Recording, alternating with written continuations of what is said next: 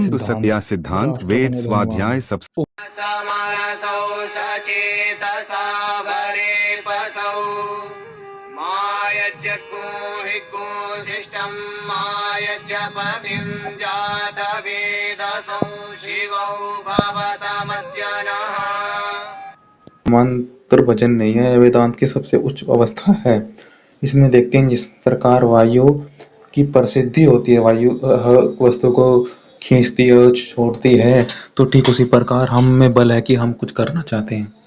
वास्तव में जो ईश्वर के नियम में नहीं चले, तो प्रसिद्धि में नहीं चले ईश्वर के, तो हम फिर कैसे जाने सृष्टि को और कैसे हम अपने कर्म में अग्रसर हुए। अतः हम इस सृष्टि को भले ही न जान पाए, परंतु कुछ अंश में ईश्वर कहते हैं कि मेरे नियम में चलते हुए तुम मेरे जैसे इसको जानो, अर्थात इसके कर्म को देखो, और पूर्णतः तो बात यह है उसके अनुसार उनके नियम में चलता है, तो फिर वह ईश्वर की निर्भय निर्चिंतित उनके हम अपने कारण ही उसको छोड़ते, उसके कारण ही हमें, क्योंकि हम देखो हमें मस्तिष्क में पुनः एक मान्यता गढ़ कर गई है, मान्यता कि हम अकेले रहते हैं, हमें अकेले से भय लगता है, या हमें दुख सताता है कि हम अकेले हैं, मेरे साथ यह ना हो जाए। तो उससे बचने का यही है कि जिस पे विद्या का दान है विद्या का दान दो, जिस पे धन का है धन दान दो, जिससे कि फिर ईश्वर आपको मार्ग दे, जिस पर कह दे कि तेरा तुझको अर्पण। जिस प्रकार सन्यासी अपना सर्वस्व त्याग देता है,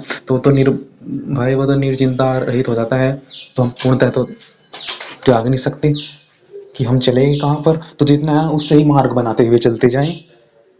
कि जैसे कि सन्यासी लोग होते हैं, इनको इसे अकेला त्याग दिया, जिससे वो भरा हुआ था मटका भावनाओं का, तो मटका भी तो खाली करना है एक तरह से। अन्य का मटका, अन्य वस्तु का, अन्य भाव का तो तुम ग्रहण करते रहते हो, उसको करना भी तो है। तो उसके लिए यही है कि जो विद्या का दान है या आप धन का दान है, इसको निरंतर देते रहें। तो देखते हैं यह वाक्य आत्मा की संपूर्ण यजुर्वेद कहते हैं, तेन त्यक्तेन भुंजिता माँ गर्ध कस्य सुविधनम। त्याग से भोग करो, लोभ मत करो। वह किसका है?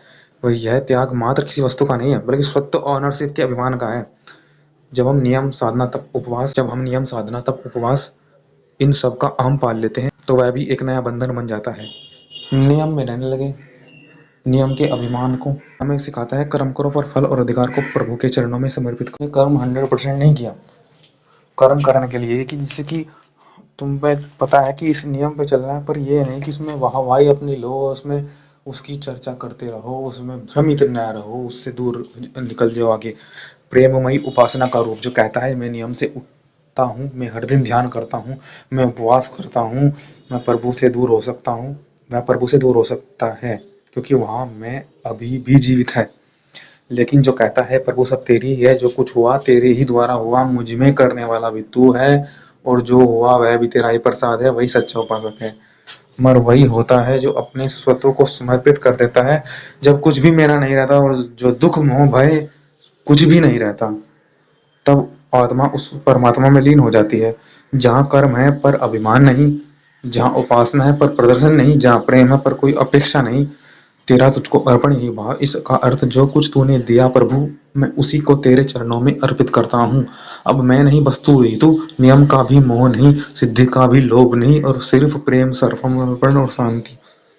केवल शुद्ध रूप से पश्चात वाणी समाप्ति मंत्र ओम पूर्णमदम पूर्णमिदम पूर्णात पूर्णमुच्यते पूर्णस्य पूर्णमादाय पूर्णमेवावशिष्यते। जब पूर्ण को पूर्ण अर्पित किया जाता है, तभी वह केवल वास्तव में दूसरों अन्यों के लिए होते हैं। कि जैसा मैं सोचता हूँ क्या यह भी ऐसा सोचता है, किसके विषय में भी यह विचार ऐसा करता है, तो वहां पर नियम एक दूसरे को जोड़ने के लिए एकत्व भाव उसमें आता है। नियम का उपयोगिता उसके लिए है। नियम नियम न अभिमान है, न इससे परे है। नियम स्वतः एकत्व की परिभाषा प्रभाषित होता है, वह है नियम।